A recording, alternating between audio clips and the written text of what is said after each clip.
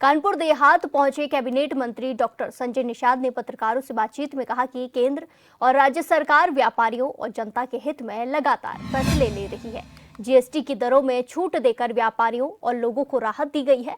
इसको लेकर पूरे प्रदेश में जीएसटी उत्सव मनाया जा रहा है। जीएसटी के सरलीकरण से छोटे व्यापारियों और उद्यमियों को बड़ा फायदा होगा, साथ ही लोगों को बड़ी राहत मिलेगी। वहीं विपक्ष की ओर से पहले जीएसटी लगाकर टैक्स वसूलने और बाद में छूट देकर राजनीति करने के आरोप के सवाल पर कहा कि विपक्ष की सरकारों के समय 64 प्रकार के टैक्स थे, मोदी जी ने उनको एक किया है और अब व्यापारियों को और जनता को राहत दे दी है। कोर्ट के न्यायालय के आदेश का पालन और मेरी पार्टी का नाम निषाद पार्टी साठ है, उसका नाम निर्बल इंडियन सोसाइटी। हमारा आंतल निर्बल कौन है? जो सबल लोगों ने सताया है, अंग्रेजों मुगलों ने उन्हें उजाड़ा कानून बनाकर। ये क्रिमिनल कास्ट घोषित हैं। अब निषाद नहीं लिखेंगे तो क्या डॉक्टर संजय क्रिमिनल्स लिखेंगे? भाई जो हमें क्रिमिनल कास्ट घोषित किया था, तो आज के दिन में न्यायालय का हम सम्मान करते हैं, उसके आर्डर पर सरकार ने किया है। हम तो अभी सरकार से कहूंगा कि इस पे जाके अपील करें, इस पे पुनर्विचार किया जाए। ये गौरवशाली इतिहास रहा जातियों का, लड़ाई लड़ा अंग्रेजों से, उजड़े हैं जाति के आधार पर क्रिमिनल कास्ट घोषित करके इनकी जमीन जायदाद छीनी गई है। सामाजिक न्याय समिति का रिपोर्ट कहती है कि 23% में लेदरमैन और 27% मिल्कमैन कब्जा कर लिया। अदरमैन कहाँ बन के? अभी जातियां अगर अपना हिस्सा कैसे मांगेंगी? इकट्ठा नहीं होंगी। भाई भारत सरकार के संविधान में जाति प्रमाण पत्र देने की व्यवस्था की गई है और जातियों के साथ अन्याय हुआ, इसलिए सामाजिक न्याय की स्थापना की है। सामाजिक न्याय के दृष्टिकोण से न्याय मांगने के लिए अगर वो जातियां इकट्ठा नहीं हुई हैं होंगी तो कैसे मिलेगा? तो फिर अन्याय होता रहेगा। कानपुर से बताई जा रही है, जहां संजय निषाद पहुंचे हैं। इसी के साथ उन्होंने विपक्ष पर भी हमला बोला है। कानपुर देहात में कैबिनेट मंत्री संजय निषाद पहुंचे हैं। इसी के साथ खबरों में आगे बढ़ते हैं। फतेहपुर में मिशन शक्ति अभियान के तहत महिलाओं और बालिकाओं को सुरक्षा के प्रति जागरूक कार्यक्रम किया गया है। इस दौरान पुलिस ने महिलाओं और बच्चियों से संवाद स्थापित कर क्विज रिस्पांस टीम की कार्यप्रणाली और हेल्पलाइन नंबरों की भी जानकारी दी गई। वहीं पुलिस प्रशासन ने सदर कोतवाली क्षेत्र के दुर्गा पंडालों का निरीक्षण कर सुरक्षा व्यवस्था का जायजा लिया। इस मौके पर एडिशनल एसपी सीओ सिटी सदर कोतवाली और महिला थाना पुलिस की टीमें मौजूद रही। अभी शासन के द्वारा मिशन शक्ति अभियान चलाया गया है, जो 22 तारीख से लेकर 22 अक्टूबर तक चलेगा। उसी के तहत महिलाओं को जागरूक करने के लिए, उन्हें मोटिवेट करने के लिए और संवाद स्थापित किया जा रहा है। क्या जिले में कहाँ चल रहा है? अभी जिले में, पूरे जिले में चल रहा है। करीब हमारे यहाँ 2200 पंडाल लगे हुए हैं। हर थाने में एक मिशन शक्ति केंद्र स्थापित किया गया है। वहाँ पे पर्याप्त महिला शक्ति उपलब्ध कर दिया गया है, संसाधन उपलब्ध कराए गए हैं। मिनी थाने की तरह वो मिशन शक्ति। इसी के साथ खबरों में आगे बढ़ते हैं। कैबिनेट मंत्री संजय निषाद ने स्वर्गीय धर्मराज साहनी के प्रति संवेदना व्यक्त की है। उन्होंने कहा कि सरकारी जिम्मेदारियों के बावजूद संत कबीर नगर आकर पीड़ित परिवार से मिलूंगा।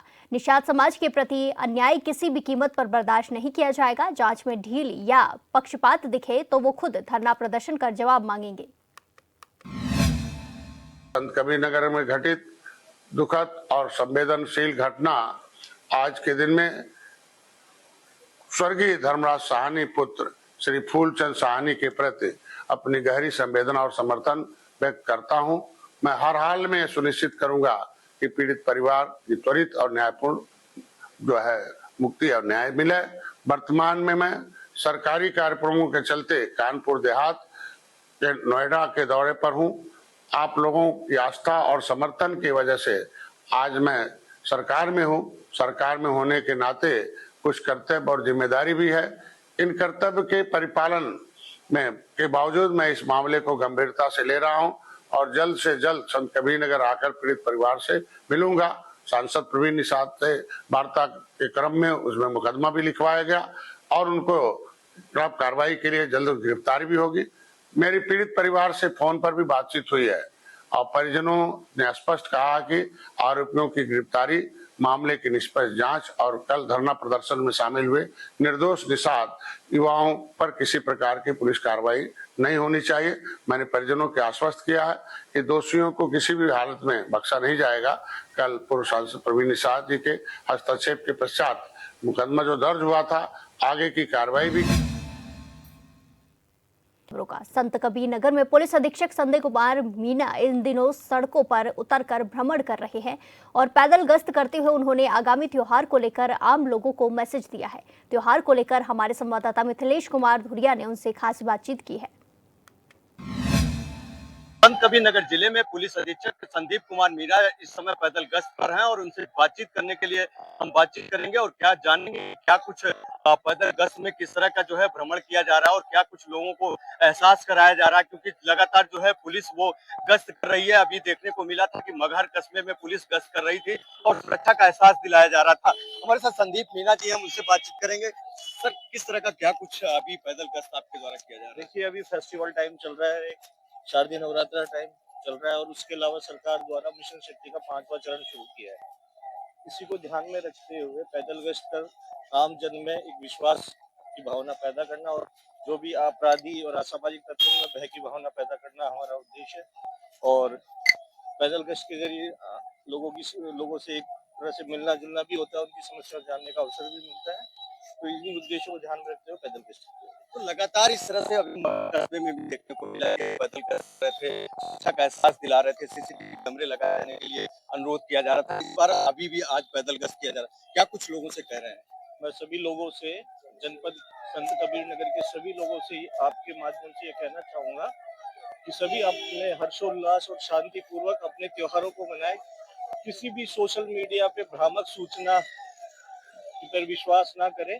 अगर कोई भ्रामक सूचना प्राप्त होती है तो पुलिस को इन्फॉर्म करें और कोई भी ऐसा कार्य ना करें जिससे क्षेत्र की शांति व्यवस्था भंग हो। अगर कोई भी व्यक्ति या समूह शांति व्यवस्था को बाधित करता है और भंग करता है तो उसके खिलाफ कठोर से कठोर कार्रवाई की जाएगी। तो निश्चित तौर पर पुलिस जिस तरह से भ्रमण कर रही है और पुलिस का साफ तरीके से कहना है कि किसी भी तरीके से अगर अशांति फैलाई जाती है या किसी तरीके से इस तरह की घटना को अंजाम दिया जाता है तो उसके खिलाफ पुलिस सख्त एक्शन लेगी। और पुलिस ने साफ तरीके से पैदल गश्त निकाला। आपको दिखा दें एक बार कि ये पैदल गश्त जो है पुलिस निकाल रही है और पुलिस का साफ तरीके से मैसेज दिया जा रहा है कि किसी भी तरीके का अगर अफवाह फैलाया जाता है तो उसके खिलाफ सख्त कार्रवाई की जाएगी। मिथिलेश कुमार धुरिया, अलीगढ़ मुस्लिम यूनिवर्सिटी में नवरात्रि को लेकर बड़ा विवाद खड़ा हो गया है। यहाँ एएमयू के हिंदू छात्रों ने मांग उठाई है कि जिस तरह से रमजान के दौरान खाने की अलग व्यवस्था की जाती है उसी तरह नवरात्रों में भी फलाहार और शुद्ध शाकाहारी भोजन की व्यवस्था हो। जी, मेरा नाम अखिल कौशल है। मैं एएमयू में मास्टर्स का स्टूडेंट हूँ। आज हमने एएमयू एडमिनिस्ट्रेशन के सामने डिमांड रखी है कि जैसे रमज़ान में सहरी और इफ्तार के लिए स्पेशल खाने के अरेंजमेंट हॉस्टल में किए जाते हैं, वैसे ही नवरात्रि में भी हिंदू स्टूडेंट्स के लिए स्पेशल इंतजाम हो खाने के। हमने ये भी कहा है कि जो कर्मचारी हॉस्टल मेस में काम करते हैं उनका सेंसिटाइजेशन हो नवरात्रि जैसे हिंदू त्योहारों को लेकर, जिससे कि वहाँ पर पढ़ने वाले जो रहने वाले हिंदू स्टूडेंट्स के संग वो अच्छी तरह से कोऑर्डिनेट कर पाएं। साथ में हमने ये चेतावनी भी दी है कि जो हॉस्टल के प्रोवोस्ट हैं सारे अलीगढ़ मुस्लिम यूनिवर्सिटी के, वो इस चीज़ का खास ख्याल रखें कि नॉन वेज और वेज खाना अलग अलग बनाया जाए।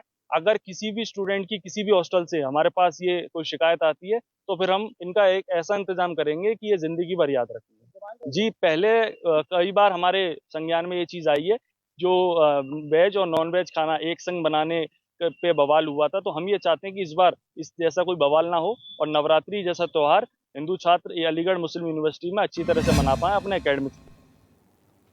श्रम और सेवायोजन विभाग के अध्यक्ष और दर्जा प्राप्त मंत्री ठाकुर रघुराज सिंह ने सीएम से अलीगढ़ के स्लॉटर हाउस के लाइसेंस निरस्त करने की मांग की है। उनका आरोप है कि लाइसेंस का दुरुपयोग करते हुए स्लॉटर हाउस में मानकों के विपरीत पशुओं के साथ पशुओं के बच्चों को भी काटा जा रहा है। देखिए, ये मैं आदरणीय मुख्यमंत्री से भी मैंने मांग की है कि सारे कट्टी खानों को लाइसेंस एक बार निरस्त कर देने चाहिए, जिससे कि किसी को 400, किसी को 250, किसी को 500 बच्चे तक काटे जा रहे हैं। और बच्चे तक काटने से क्या होगा, आने वाले समय में दूध का संकट गहराएगा।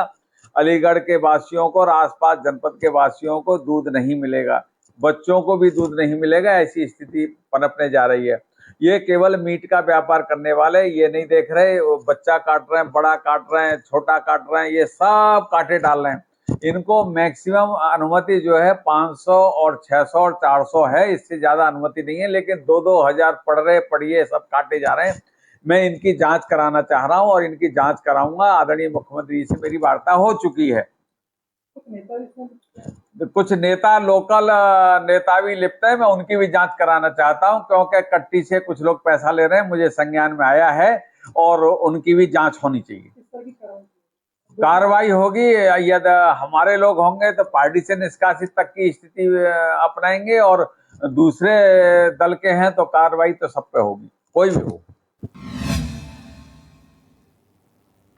बिजनौर के सियाऊ में पुलिस की बदमाशों के साथ मुठभेड़ हो गई, जिस दौरान 2 बदमाश गोली लगने से घायल हो गए, जबकि 3 बदमाश मौके से फरार हो गए। बताया गया कि पकड़े गए बदमाश 2 दिन पहले खतकपुर में गौकशी के मामले में वांछित थे, जिनके कब्जे से पुलिस ने एक बाइक, कारतूस, तमंचा समेत गौकशी के उपकरण बरामद किए हैं।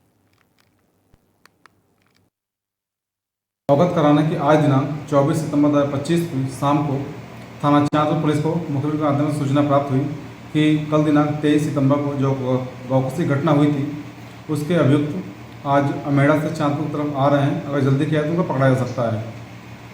इस सूचना पर थाना चांदपुर पुलिस द्वारा मिल चौकी के पास में तत्काल बैरियर लगा चेकिंग स्टार्ट की गई। चेकिंग के दौरान ही 2 बाइक पर 5 संदिग्ध व्यक्ति आते हुए दिखाई दिए। चेकिंग टीम के द्वारा जब उनको रोकने का प्रयास किया गया तो वो तत्काल वहाँ से भागने लगे। इस सूचना पर पुलिस बल को पीछा किया गया। पीछा करने के दौरान ही उनके द्वारा पुलिस बल के ऊपर फायरिंग कर दी गई। फायरिंग के जवाब में जब पुलिस बल द्वारा जवाबी फायरिंग की गई तो इसमें 2 अभियुक्त, एक शहजाद तथा दूसरा भुल्लन, इन दोनों को पैर में गोली लगी है।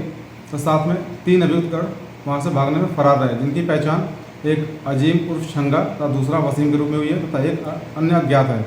इनकी तलाश के लिए टीम लगा दी गई है, कॉम्बिंग की जा रही है। साथ में घायल अभियुक्तगढ़ के पास में एक तमंचा और साथ में पशु काटने के उपकरण बरामद हुए हैं। घायल अभियुक्तगढ़ को उपचार हेतु अस्पताल में रवाना कर दिया गया है। सिर्फ अभियुक्तगढ़ के खिलाफ कार्रवाई की जा रही है। अन्य वैधानिक कार्रवाई। सीतापुर के कोतवाली महमूदाबाद क्षेत्र में तेंदुए को देखे जाने से हड़कंप मच गया। नगर के नहर को कॉलोनी स्थित मनोहर लॉन के बाहर तेंदुआ घूमता नजर आया, जिसका वीडियो भी सामने आया है। मामले की सूचना मिलते ही बीजेपी विधायक आशा मौर्य, पुलिस और वन विभाग के कर्मी मौके पर पहुंच गए। इसके बाद विधायक आशा मौर्य ने सभी से घर के दरवाजे बंद रखने और खुले में न सोने की अपील की है। या तेंदुआ देखने की सूचना मिली है, क्या है? मुझे भी तेंदुआ देखने की सूचना मिली। मनोहर लान के पास में ये एक सीसीटीवी कैमरे में कैद हुआ है। ये पीछे बाउंड्री देख रहे हो जिसमें मनोहर लान लिखा है। इस बाउंड्री के ऊपर वो खड़ा था, कैमरे में साफ दिख रहा है। और उसके बाद वो वहाँ से उतरता है, रोड पे जाता है, फिर थोड़ी देर के लिए उधर नजर देखता है और ये बाउंड्री के किनारे किनारे इधर चला जाता है, नहर कॉलोनी की तरफ होता हुआ। क्षेत्रवासियों से मेरा यही निवेदन है कि सतर्क रहें, बच्चों को या खुद बाहर ना निकलें, घर के दरवाजे बंद करके रहें और खुले में ना सोएं, क्योंकि किसी भी समय जब ये जानकारी मिली है कि इधर से होके आया, जब शहर में आ गया, मनोहर लान के पास आ गया, मेन नगर में आ गया और इधर गया है तो कभी भी कहीं आ सकता है। इसलिए सभी लोग सतर्क रहें।